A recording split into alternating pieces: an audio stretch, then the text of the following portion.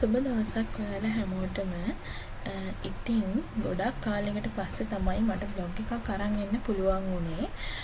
ඇත්තටම කිව්වොත් එහෙම මේ දවස් ටිකේ මම ගොඩාක් බිසි වෙලා ඉන්නේ. බිසි වෙලා කියලා කියන්නේ මම දැන් මගේ බබාට දැන් මේ වෙනකොට මම මේ බ්ලොග් එක වොයිස් කරනකොට එයාට අවුරුද්දක් කම්ප්ලීට් වෙලා තියෙන්නේ. ඉතින් මං කලින් කරපු දේවල් වලට හැඩ ගැහෙමින් ගමන් තියෙන්නේ. ඉතින් මගේ ජොබ් එකේ වැඩ, ගෙදර වැඩ, බබාගේ වැඩ දැන් ඉස්සර වගේ ආව තනියම තියන්න බෑ. තනියම තියන්න බෑ කියලා කියන්නේ හැම වෙලේම එයා ගැන දැන් අවධානයෙන් ඉන්න ඕනේ. මොකද එයා හැම වෙලේම බලන්නේ සෙල්ලම් කරන්න, දන ගාගෙන යන්න, අල්ලගෙන ඇවිදින්න. ඔය වගේ දේවල් තමයි මේ දවස්වල එයාගේ ඇත්තටම ඇක්ටිවිටීස් වෙලා තියෙන්නේ. එතකොට ඩේලි මම කරපු දේවල් දැන් මේ වෙද්දි ගොඩාක් දුරට වෙනස් වෙලා තියෙනවා. එහෙනම් මට ලොකු ඇටෙන්ෂන් එකක් එයාට දෙන්න වෙලා තියෙනවා. ඒ නිසා මට ඇත්තටම ගොඩාක් කාලයකට පස්සේ තමයි මේ බ්ලොග් එකටත් වොයිස් කරගන්න පුළුවන්කමක් හම්බුනේ. ඒත් එක්ක තා පොඩි වැඩ වගේක් තිබ්බා. ඊට පස්සේ අපිට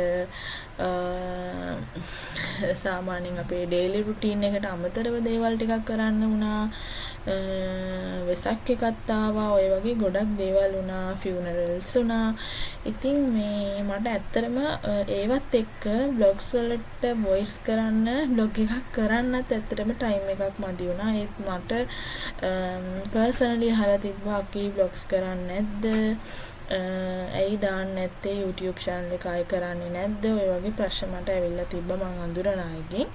ඉතින් මං හිතුවා හපව් බ්ලොග්ස් කරන්න. ඊට පස්සේ ඔයාලා දැකලා ඇති මගේ YouTube channel එකේ daily vlogs විතරක් නෙමෙයි study vlogs එහෙමත් තියෙනවා. ඉතින් ඒ හැම එකක්ම මං ආයෙ හිතුවා balance එකේ කරගෙන යනවා කියලා. ඒ වගේම මම FB මගේ page එකක් දැනටමත් තියෙනවා. හැබැයි ඒක මගේ සාමාන්‍ය ලයිෆ්ස්ටයිල් එක ගැන page එකක් නෙමෙයි. මම අලුතෙන් page එකක් start කරන්නත් දැන් හිතාගත්තා. මේ දේවලුත් එක්ක සේරම ටික balance එකේ කරගෙන යන්න ඕන නිසා. මොකද දැන් බබාට අවුරුද්දක් වෙනවා. මම මගේ normal life එකට දැන් අහපව යන්න ඕනේ. ඒතකොට යා වෙනුවෙන් මම දැන් days වලින් දවස් වලින් ගත්තොත් එහෙම 365ක්ම එයාටම විතරක්ම මම එයා වෙලා හිටියා. එහෙනම් දැන් මම හිතනවා එයාවත් බලාගෙන මම මේ වෙනකන් කරපු වැඩ ටිකත් දැන් කරගෙන ගියා නම් හොඳයි කියලා. ඉතින් ඇත්තටම කිව්වොත් එහෙම මේ බ්ලොග් එක මම කරන්නේ අවුරුදු ලං වෙලා. ඒකට ඔයාලට හිතෙයි දැන්ද මේකට බ්ලොග්ස් කරන්න කියලා. ඉතින් ඔව් අවුරුදු ලං වෙලා තමයි මම මේ බ්ලොග් එක කරේ. කොහොමද අපි ගේස් කරගත්තේ, ඊට පස්සේ බබා එක කොහොමද මේ දේවල් කරගත්තේ, මොන වගේ අප්ඩේට්ස් ටිකක්ද දුන්නේ, මොනවද කරේ කියලා තමයි මම මේ බ්ලොග් එකෙන් අරන් එන්න බලාපොරොත්තු වෙන්නේ. ඉතින් වොයිස් කරන්න පටන් ගන්න හිතාගෙන හිටපු විදිහට නේ මට වොයිස් කරන්න ඕනේ. ඉස්සෙල්ලාම මට කියන්න ඕන ඇයි මට vlogs ගේන්න බැරි වුණේ, මොකක්ද හේතුව සහ ඉස්සරහට වැඩ ටික කොහොමද වෙන්නේ කියලා. ඉතින් මට ඇත්තටම ඩේට් එක අවුරුදු වලට දවස් 3-4කට විතර කලින් තමයි මම මේ වීඩියෝස් ටික අරගත්තේ. ඉතින් ඔයාලට පේනවා ඇති දැන් චූටි පැටියා මේ ඉන්නවා වගේ නම් දැන් ඉන්නේ නැහැ. එයා ඔය බයිසිකල් එකෙත් දැන් හිට ගන්න තමයි හැම වෙලේම try කරන්නේ. ඉඳගෙන නම් කොයි වෙලාවකවත් ඉන්නේ නැහැ. හැම වෙලේම හිට ගන්න තමයි try කරන්නේ. එයාව දැන් ඇත්තරම තියලා යන්න බැරි තරමක් ඇස්ස හැම වෙලේම බලාගෙන ඉන්න ඕනේ මොකද කරන්නේ කියලා. ඉතින් එහෙම තමයි. ඉතින් චූටි පැටව කොහොමද දඟයි. ලොකු වෙන යාළගේ ඇක්ටිවිටීස් ගොඩක් වෙනස්. යාළ මේ වෙනකොට දේවල් අඳුන ගන්න ගමන් ඉන්නේ. හැබැයි දැන් වෙනකොට දැන් ඕක දැන් මාස 2කට විතර ලඟ වෙන ළඟයිනේ. ඒතර මේ වෙනකොට නම් එයා ගොඩාක් එයාගේ achievements වලට ඇවිල්ලා තියෙනවා. දැන් මම මේ වෙද්දි එයාව එළියට එක්කන් යනවා. එයා හරිම ආසයි සාමාන්‍යයෙන් ඔය තියෙන ගල් කැට වැලි වගේ දේවල් චුට්ටක් අල්ලලා පාගලා බලන්න. ඉතින් මම ඒවටත් දැන් එයාට අවස්ථාවක් දෙනවා, chance එකක් දෙනවා. මොකද එයා දැන් තමයි පරිසරය ගැන ඉගෙන ගන්නෙ. ඒ නිසා අනිවාර්යයෙන්ම එයා ඒ දේවල් කරලා බලන්න ඕනේ. ඒ හින්දා මම දැන් ඒවත් කරගෙන තමයි මේ දවස්වල ඉතින් යන්නේ. මම ඇත්තටම මේ දවස්වල කරන්න ඉන්න කොහොමද අප්ඩේට්ස් කියලා බ්ලොග් එකකින් අරන් එන්නම්. ළඟදීම අහපුවා මම ආයේ බ්ලොග් එකක් දාන්නම්. තව දෙයක් කියන්න බැරි වුණා. අපි ප්ලේ ඩේට් එකකට ගියා. මම ප්ලේ ඩේට් එකට සම්බන්ධව බ්ලොග් එකකුත් අරගෙන එන්නම්. පොඩි වීඩියෝ එකක් මම අරන් එන්නම්. අපි බබා කොහොමද එයාට ඒ හම්බෙච්ච chance එක එයා enjoy කරේ කියලා. ඉතින් මම බබා බයිසිකලේ තියාගෙන ගේ අතු ගන්නවා. සේර මස් කරලා පිහලා අතු ගන්න ඕනේ අවුරුදු ලඟ වෙනකොට ඉතින් කරන්න ඕනේ. ඉතින් මේ දැන් බබා සාලේ ඉන්නේ. මං යාවත් ළඟින් තියාගෙන යාවත් බයිසිකල් එකේ තියාගෙන තමයි සේරම අතු ගන්න පටන් ගත්තේ. මොකද දැන් අවුරුදු ලඟ වෙනවා කියලා කියන්නේ අපි හැමෝම මස්පස් කරලා අපි රිෆ්‍රෙෂ් වෙන්න ඕනේ කාලයක්නේ. ඉතින් මමත් එයා බයිසිකලේ තියන දැන් මේ වෙද්දී එයා උදේට කෑම කාලේ ඉවරයි.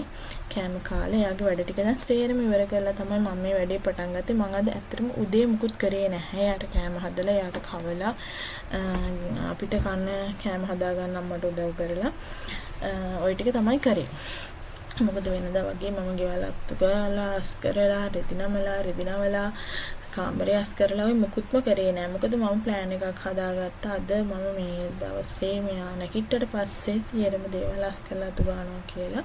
මොකද එයා නිදාගෙන ඉන්න ටයිම් එකේ මම එහෙම කරොත් එහෙම ඉතුරු වැඩ සේරම පරක්කු වෙනවා. උදේ වරුවේ කරන්න හිතාගෙන ඉන්න. ඉතින් අම්මා ප්ලෑන් කරගත්ත අද කැවුම් මොන හරි හදන්න ඕනි කියලා කැවුම්ගේ කොකිසුයි ටිකක් එයාට ඒ වැඩේ කරන්න දීලා මම ඉතින් ගියස් කරන වැඩේට ආවා. දැන් මේ වෙද්දී අම්මා සේරම ටික කැම හදන්න ඕනේ ටික හදාගෙන එයා දැන් ඒ ටික හදන්න තමයි රෙඩි වෙන්නේ. මම කරපු වැඩේ බබාවත් තියාගෙන ගේ ඇතුලේ තියෙන වැඩ ටික සේරම ටික ඉවර කරා. ඒ වැඩේ ලේසි වෙන හින්දා. ඉතින් මේ මම කලින් ඔය ප්ලේ පෙන් එක තියෙන බබාගේ ප්ලේ පෙන් එක මම ප්ලේ පෙන් එක ගැන ඔයාලට ෂෙයා කරගන්න නැතුව ඇති වීඩියෝ එකක් සෙටප් කරන විදිහ මම වීඩියෝ එකක් ගේන්න හිතන් හිටියා. අතර මේකත් මට බැරි වුණා. එතකොට ඕක මම ගත්තේ පෝකෝ කාසා කියලා බේබි ප්ලේ පෙන්ස් විකුණන තැනක් තියෙනවා. එතනින් තමයි මම ඔක ගත්තේ. ඇත්තටම වැලියබල්. හේතුව තමයි මට හැම වෙලේම බබා එක්ක ඉන්න බෑ. එයාව තනියෙන් බිම තියලා යන්න බෑ. ඒකන මට යන්න කියන්නේ ලොකු වැඩක් කරන්න නෙමෙයි. සාමාන්‍ය විනාඩි 2-3ක වැඩක් වුණත් කරන්න හැම වෙලේම ඇත්තටම බබා එක්ක බෑ. මොකද එයාව බිම තනියම තියලා යන්න බැරි වෙලාවල් වලට මම කරන වැඩ ඉතින් ඕකට දාලා පටස් ගන්න ගිහලා මගේ වැඩ ටික කරගෙන එනවා. ඇත්තටම කිව්වොත් එහෙම දැන් එයා මේ වෙනකොට තනියම ඉන්නේ නෑ. හැම වෙලේම එයාට මාව පේන්න ඉන්න ඕනේ. දැන් බැරි වෙලා හරි මම පේන හිටියේ නැත්තම් එයා හොයාගෙන එනවා මාව. ඒ පේන හිටියේ නැත්තම් ඉතින් එයාගේ වැඩේ අඬන එක තමයි. ඒකත් ඉතින් වෙලාවකට හිතනවා ඒක මට කරදරයක් දෝ කියලා. හැබැයි ඉතින් හැමදාම බබාලා ඔහොම නෑ. එයා තව ටිකක් ලොකු වුණාම එහෙම වෙන්නේ නැහැ. ඒ නිසා මං හිතනවා කමක් නෑ. අපිට කරදරයි වගේ හිතුණට යාට ඒක හැමදාම කරන වැඩක් නෙමෙයි. යාලා ඉන්න ලොකු වෙනවා. ඉතින් දන්නේම නැතුව අවුරුද්දක් වුණා. ඉතින් ওই වගේ ටයිම් එකක් යනකොට මේ දේවලුත් මග හැරිලා යයි. දැන් මේ වෙද්දී අතරම අප්ඩේට් එකක් දුන්නොත් එහෙම එයා මන් නැතුව ඉන්නෙම නෑ හැම වෙලේම. මං දැන් ප්ලේ පෙන් එකෙන් තියලා එයා කාපු ඩිෂස් හොදන්න විනාඩි 10ක් ගියත් තප්පර 2-3ක් එහාට මෙහාට වුණත් එයා ගොඩාක් අඬනවා. දැන් හයියෙන් අඬනවා. ඉතින් මම කරන වැඩේ මේ එයා තියලා ඉක්මනට පුළුවන් තරම් ඉක්මනට වැඩ ටික කරගෙන හපව එයා විතින් ගන්නවා. දැන් මං එයා බිම තිබ්බත් මම බිම තියලා චුට්ටකට අඩුව දැන කුස්සියට ගිහින් එන්න ගියත් එයා අඬ දන ගාගෙන කුස්සිය දිහාට එනවා. කිචන් එක පැත්තට එනවා.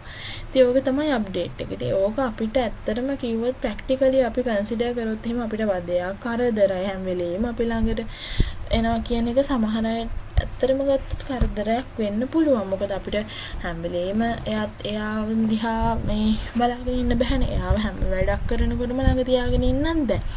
ඉතින් අපිට එහෙම වුණත් බබා හැමදාම ওই වැඩේ කරන්නේ නැහැ. පොඩි කාලයයි ටික කාලයයි යා ඒ වැඩේ කරන්නේ. අපිව හොයන්නේ. ඊට පස්සේ යා තව ටිකක් ලොකු වුණාට පස්සේ එයා තනියෙන් සෙල්ලම් කරයි. තනියෙන් දේවල් කරගනි. මං දැන් බත් කවන ටික එයා තනියෙන් කන්න පටන් ගනි. එතකොට හිතේ අනේ ඒ කාලේ කොච්චර හොඳයිද කියලා. ඒ නිසා ඇත්තටම මං ඒක එහෙම හිතන්නේ මමට පුළුවන් විදිහට වැඩ ටිකක් බැලන්ස් කරගෙන ඉතින් කරගෙන යනවා. ඉතින් මේ මම ඊට පස්සේ මම කාමරේ අස් කරන්න පටන් ගත්තා. දැන් උදේ නැගිටලා මම මොකුත්ම කරේ නෑ. මම වලට කිව්වා ගේ අස් කරේවත් අතු ගෑවවත් මොකුත් කරේ නෑ. බබාට කෑම හදලා කෑවා විතරයි. ඉතින් මම එයාවත් තියාගෙන රූම් එක අස් කරන්න පටන් ගත්තා. දැන් ඊයේ රෑ එයා ඇදලා දාහු බඩුගොඩ තියෙනවා. දැන් මේ දවස්වල එහෙනම් ඇත්තටම කිව්වොත් එහෙම අස් කරලා තියෙන වැඩේ කාමරේ අස් කරනවා කියන එක බොරු වැඩක්. මොකද හැම වෙලේම එයා බිමින් තිබ්බ ගම ඔය තියෙන හැම බඩුවක්ම එයා අදිනවා. ඇදලා බලනවා. ඉතින් මේ එයාට ඇති වෙනකන් මේ දේවල් කරගන්න කියලා මම ඉඩ දීලා තමයි පස්සේ තමයි මම ඉතින් අස් කරනවා නම් අස් කරගන්නේ. මේ ඉතින් මම දැන් ඔය කරන වැඩේ යා හරිම ෂෝක් එකකට යාගේ බයිසිකලේ ඉඳගෙන බලාගෙන ඉන්නවා. පේනවා නේද? පවවනේ. ඉතින් එයා ඔය විදිහට බලන් දැන් ඔහොම තියලා ගියේ ඔය කාලේ. දැන් මේ වෙද්දි ඔහොම තියලා ගියොත් එහෙම එයා ඔය බයිසිකලේ දිගේ නැගලා ඔය එයාගේ උඩට දාන්න තියෙන කව එක අල්ල ගන්නම තමයි හදන්නේ. ඒකේ උඩම ටික අල්ලන්න තමයි එයා try කරන්නේ. ඒකත් පල්ලෙහානේ උඩම ටික. ඇත්තටම දැන් නම් තනියෙන් තියලා යන්න බැරි තරම්. ඉතින් හැම වෙලේම බලාගෙන ඉන්න ඕනේ මොකද කරන්නේ කියලා. ඉතින් මම ඇඳේ බෙඩ්ෂීට් මාරු කරලා බබා බයිසිකලේ තියාගෙන මෙක්කන් ආවා. මොකද එයා බිමින් තියන්න බෑ. මං තාම වැඩි ඉවර කරලා නැහැ. ගේම් ඔප් කරන්නත් ඕනේ. ඉතින් මං එයා බිමින් තිබ්බේ නැහැ අද. එයාව බයිසිකල් එකේම තියාගෙන තමයි වැඩ ටික පටන් ගත්තේ. ඉතින් මං කාමරෙත් හොඳට අස් කරලා හොඳට අතු ගාලා ක්ලීන් කරගත්තා. දැන් පේනවා නේද? එයා ඉන්න ගමන් කැරක් කැරක් ෆෝන් එක දිහාත් බලනවා. බල මං කරන දේ දිහාත් ඉතින් බලාගෙන ඉන්නවා. ඇත්තටම කියන්න ඕනේ දැන් මේ වෙනකොට නම් බබාගේ ගොඩක් අප්ඩේට්ස් තියෙනවා. දැන් මොකද දැන් එයාට අවුරුද්දයි දවස් කිහිපයක් වෙනවා මම එකට වොයිස් කරනකොට ඒක අතර මම ඒක රෙකෝඩ් කරන්නේ ඒප්‍රිල් වල. දැන් මේ අද ජූනි. හරිද? ඉතින් හිතන්නකෝ ෆන්ට් ලොකු ටයිම් ඩියුරේෂන් එකක් තියෙනවා. හැබැයි එන්න එයාලාගේ කරන දේවල් එයාලා කරන ඇක්ටිවිටීස් කන බොන විදිහ හැමදේම චේන්ජ් වෙනවා ඉස්සරහට යනකොට. ඉතින් කමක් නෑ. සමහර දේවල් තියෙනවා හරිම ටයර්ඩ්. හවසේ දින හොඳටම ටයර්ඩ්. හැබැයි ඉතින් සේරම ටික බැලන්ස් එකේ කරගෙන යන්න තමයි මම කොහොමද දවස් ප්ලෑන් කරන්නේ. දැන් මේ වෙද්දි නම් මම ඉස්සරහ vlog එකකින් ඔයාලට අරන් එන්නම්. මම දැන් දවස් ප්ලෑන් කරගෙන ඉන්නේ බබාගේ. දැන් මේ වෙද්දි එයා දැන් ඔය ටයිම් එකේ යාගේ නැප් ටයිම් එක. දැන් එයාට දැන් නිදා ගන්න ළඟයි. දැන් උදේ කාලා හැමනේ ඉන්නේ. ඒතර ඒ අතරේ තමයි ඒ කාපු ගමන් වගේ තමයි මම එයා බයිසිකල් එකේ තියන ඔය වැඩේ කරන්න පටන් ගත්තේ. හැබැයි මේ වෙද්දි දැන් ওই කාලේ දවසට එයා සාමාන්‍යයෙන් නැප් දෙකක් විතර ගන්නවා. උදේ 10ට විතර එකක් ගන්නවා. ඒක එයා සාමාන්‍යයෙන් 12 විතර වෙනකන් නිදිනවා. ඊට පස්සේ අපෝ 2ට විතර වගේ නිදියලා ආයෙ 4ට විතර වගේ නැගිටින ෂෙඩියුල් එකක් තමයි එයාට තිබ්බේ. දැන් ওই සේරම ටික වෙනස් වෙලා තියෙනවා. දැන් නිදියන්නේ නැහැ. දවසටම එක නැප් එකයි ගන්න. උදේ වරුවට එකම එක නැප් එකක් විතරයි ගන්න. මම දැන් ඒකත් වෙනදනම් එයා 10ට විතර වගේ තමයි මේ වැඩේ පටන් ගත්තේ. කරේ දැන් මම කොහොමත් ඒක සාමාන්‍යයෙන් දවල් 12 විතර වෙනකන් අල්ලන් ඉන්න try කරනවා එක ඇක්ටිවිටීස් කරලා.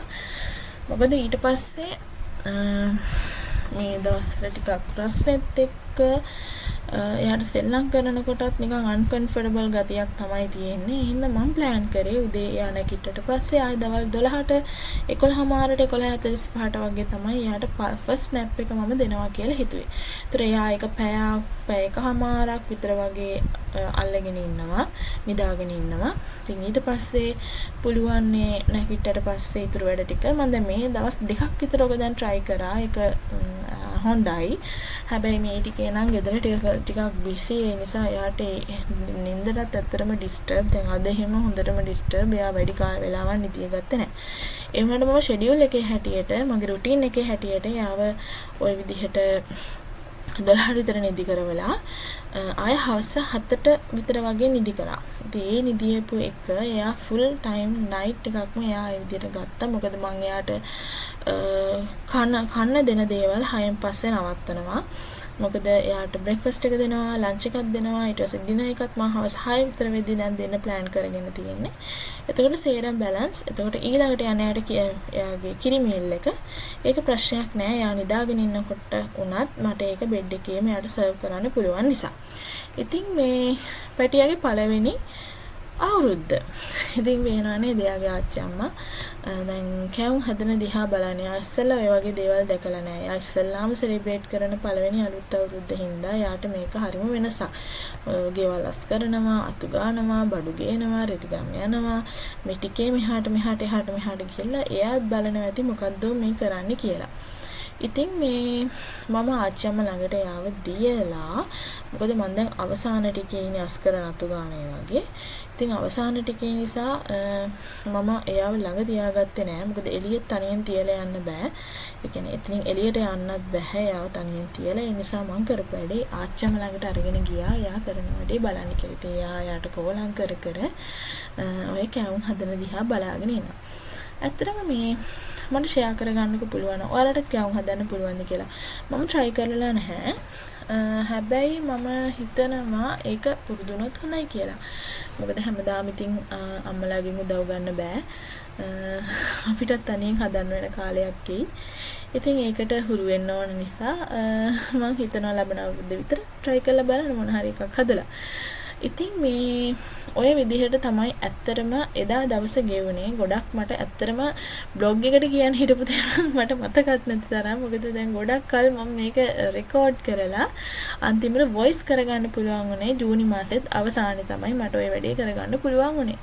ඉතින් කමක් නැහැ. මම ඉස්සරහට දිගටම බ්ලොග්ස් අරන් එන්න හිතනවා. මම Facebook මගේ page එකෙත් පොඩි අප්ඩේට් එකක් කරන්න හිතාගෙන ඉන්නවා. බලමු කොහොමද වැඩේ වෙන්නේ කියලා. මම මේ හැම විස්තරයක්ම ඔයාලත් එක්ක ෂෙයා කරගන්නම්. පුළුවන් හැම වෙලාවකම බ්ලොග් එකක් අරන් එන්න මම try කරන්නම්.